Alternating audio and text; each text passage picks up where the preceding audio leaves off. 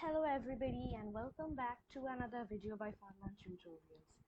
Now in a previous video I had explained to you how I write my academic papers which are part of courses. So I've till now I have written papers only as a student, and I have realized that when I discuss with my friends, I've realized that sometimes there are a lot of things that we do that we shouldn't, particularly when we are writing a paper.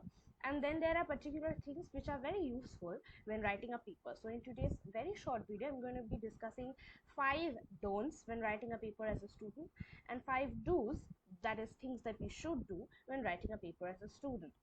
So if I think of the first thing that we can do when we are writing a student, when we are writing a paper, is write the introduction before writing the paper. Now, if I look back into the paper that I had explained, the way in which I write it, we can see that introduction is the first thing that comes in our paper, and then we have literature review and everything else follows. So a lot of the times we are very tempted to write the introduction first because it comes first, right? So we just basically write our name, roll number, registration, identification, all other details, and then we jump right into our introduction and we write whatever we want. So we write our motivation, we write what we are trying to do, where the idea came from. But the thing is, when we are actually writing a paper, the idea changes. So a lot of the times when I started with the topic name. It's not just introduction, but it's also a topic name. So I start with one topic in mind, then I work, and for 50%, even 30 or 40% into the project, I realize I want to change my project name. And I want to change, completely scrape off my initial topic, and I want to start something new, but have the same idea and the same data set in mind, and even the same methodology. Basically, my focus changes. So maybe I started with something very broad and I want to narrow it down, or I might actually start with a very narrow thing and I realize that it has a broader implication, so I change it. So the thing is, never write the introduction before writing the entire paper.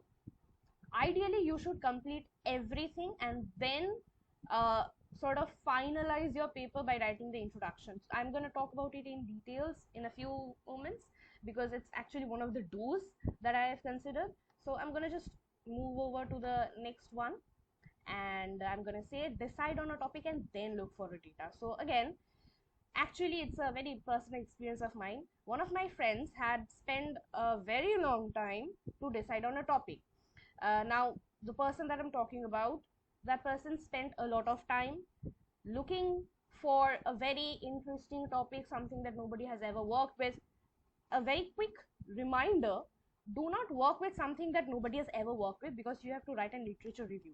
Now, you might feel at one point of time, even I used to feel, if I'm writing a very big literature review, it means I've read a lot, it means my idea is not authentic or original, but that's wrong. Literature review is basically telling others that you have read about the topic. It's not a bad idea to write less, or it's not a bad idea to write more. You just have to write whatever you read, and you have to read in a proper format. So you have to read a number of papers. So it's not a discredit if you write more papers or if you write less papers. You just have to read. So those are the things that you need to write in your literature review. So basically, when I look at this point, decide on a topic and then look for data, ideally you should look for a data. So suppose you have a topic in mind, you haven't decided on the topic yet, you sort of have an idea, and then I can link down my videos which tell you how to extract data, how personally I extract data. I've always extracted data from Databank, World Bank. So ideally what I do is I have an idea about the topic, and then I actually look for data just related to the topic, not exactly on the topic, but anything and everything under the sun that can be related back to the topic. And then I download everything, and then I see whether that data is actually there or not, whether I have something to work with, right?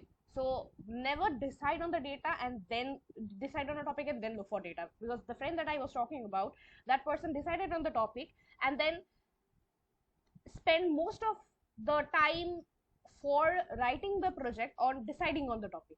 And then when that person was about to write and like sit for the assignment and actually write the paper, that person realized that that person didn't have data. There is not sufficient data to back the topic. So ultimately that person had to change their topic. So never do that, right? Now the next topic that I'm going to talk about is, so the third topic is finalize the topic as soon as you realize. Again, it's very sorry, I think I had my numbers here, but okay, fine. So never finalize the topic as soon as you realize oh, I think yeah, so I think there's more to it. Yeah, finalize the topic as soon as you realize you have data. So suppose you followed my point 2 and you decided that no, okay, I'm going to look for data, I'm going to see if I have the data, and then I'm going to decide on my topic. The next mistake that we could do is realizing that we have data. So we go up to the World Bank and we sort of realize that we have sufficient data. We kind of cancel out all the lack of data from the Excel file. I'm going to link it somewhere up over here to tell you exactly what I am talking about. And then when I have sufficient data, I finalize my topic. So I start writing my introduction and literature review and everything else. The issue is sometimes you have data, but the data does not give you the results that you want. There can be several issues with that. You can have misleading data. You can, so let me just write these down. So you can have, okay, let me just change the color over here. So you can have misleading results. The data may be erroneous. Then you can have results that contradict popular notions. Now, regarding the last one, results that contradict popular notions, I'm not saying that it's bad, but it becomes difficult to write a paper. So thing is, if your results contradict the popular notions, there is a bad side to it and a good side to it. The bad side is, of course, it becomes difficult to explain because you're literally finding something that is not supported by popular data for popular theory.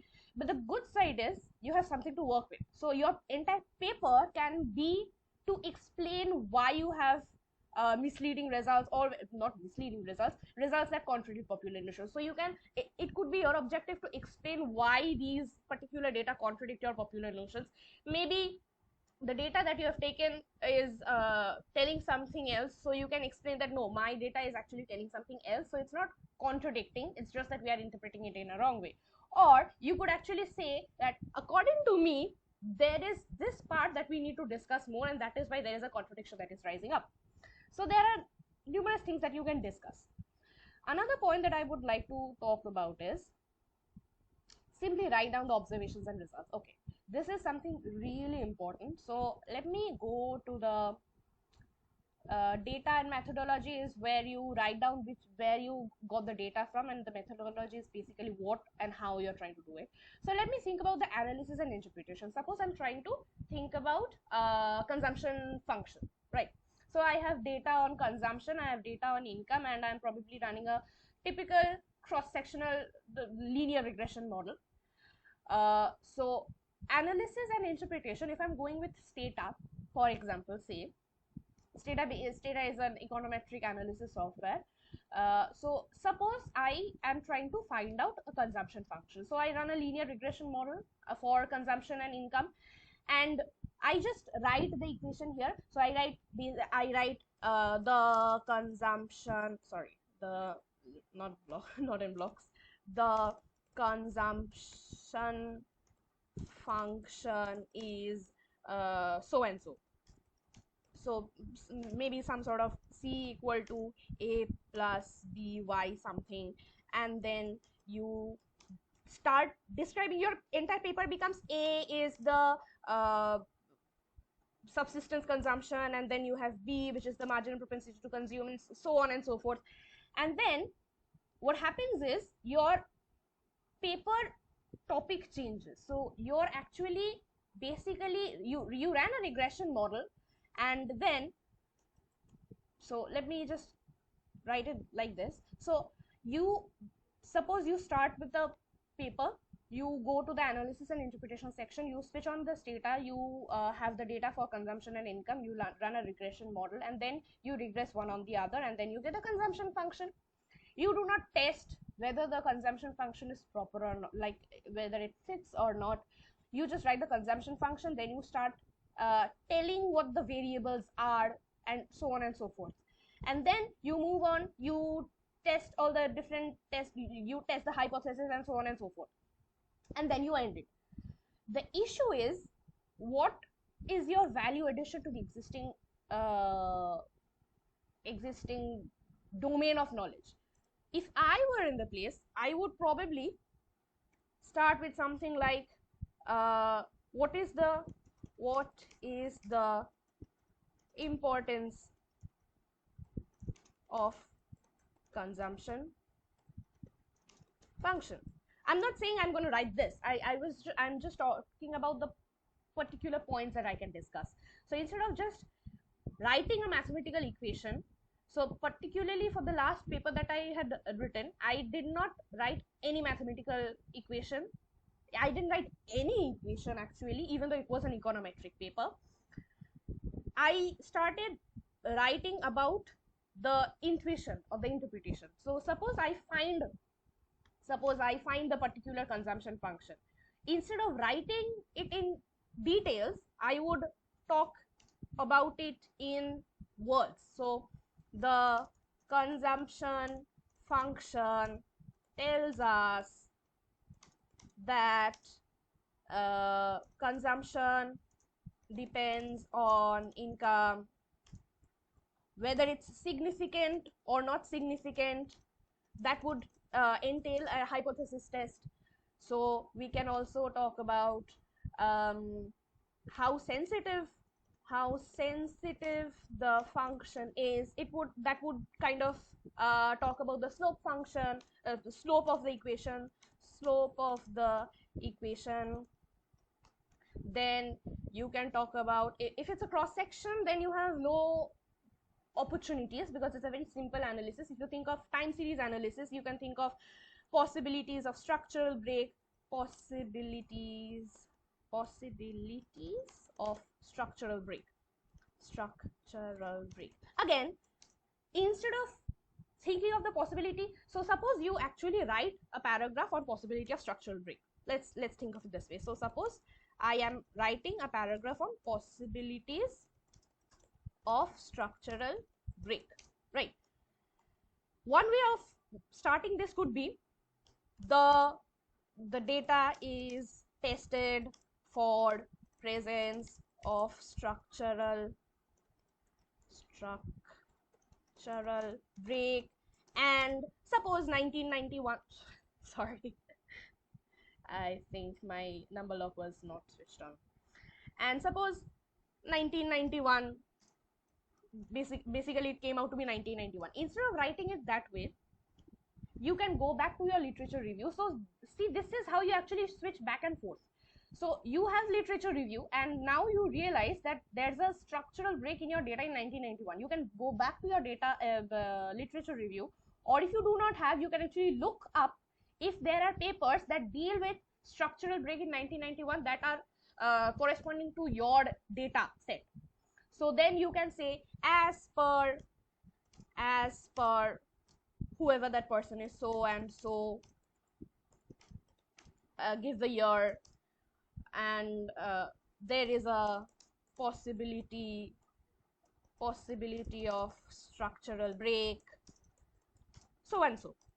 Now instead of just leaving it there, so I have a structural break in 1991, moving on to the next topic, instead of doing that, what you can do is, why is there a structural break? Why is there a structural break? So we know that 1991 was the year of the economic reforms. So why was it the economic reforms that created the structural break? Why did it affect? So if I am thinking of the consumption function, so did the economic reforms affect the consumption function? Why? What could have been the alternative had there not been the reforms. So would there have been had there been no economic reforms, would there still have been a structural break? You can see if you can find consumption.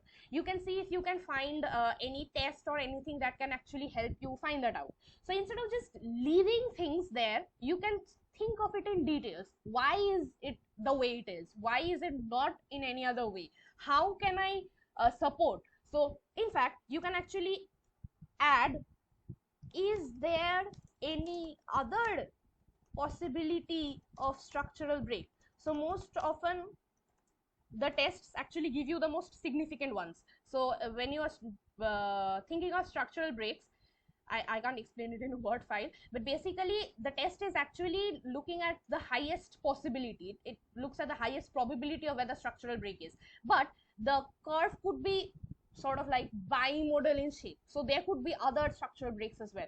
It might be that the structural break that you're looking at is an erroneous structural break. There is some miscalculation or some misinterpretation, and this 1991 is not actually a structural break, it's something else. And there's actually some other, say 1945 thing that is actually the structural break, but you couldn't realize it because you were kept looking at 1991.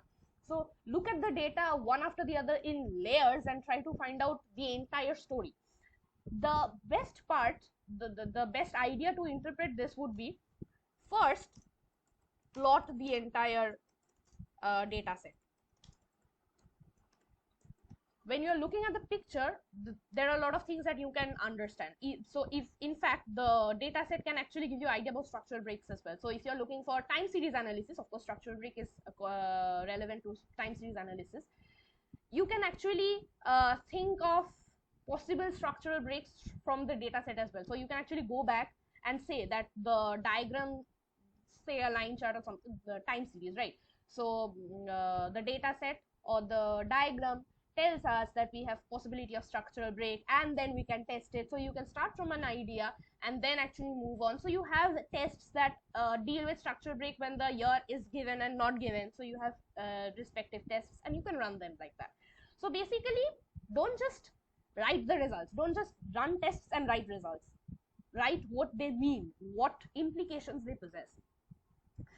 Let's look at anything else we have.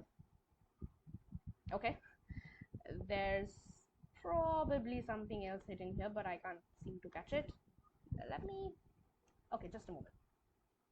Okay, so the fifth point is be afraid, don't, right? So don't be afraid to express your own opinions. This is actually very relevant when you think about contradicting results that contradict popular notions. So particularly for the last paper that I had written, it was actually contradicting a very popular belief. Now, instead of saying that my paper contradicts a very popular belief, I tried to think of a way that could maintain the parity. So yes, the theory is correct, my paper is still correct, but they are both talking about different things.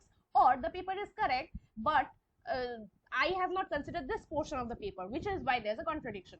So just because it's contradicting doesn't mean one is right, the other is wrong. There are numerous variables. So we are econometric students, we know that there are numerous variables that can be controlled. And if you're a student, there are chances, like me, that we have not learned to control the variables, or we don't have data enough to control the variables. So express your opinions.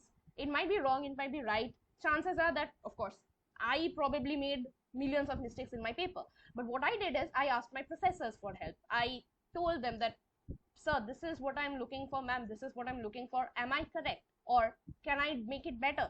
I'm sure your professors will help you. All professors are there to help you. That professors are there to teach you. So this is actually an experience of learning by doing, and I believe that is one of the best ways to learn actually. So don't be afraid to express your opinion. Unless you make a mistake, you will never be able to correct yourself.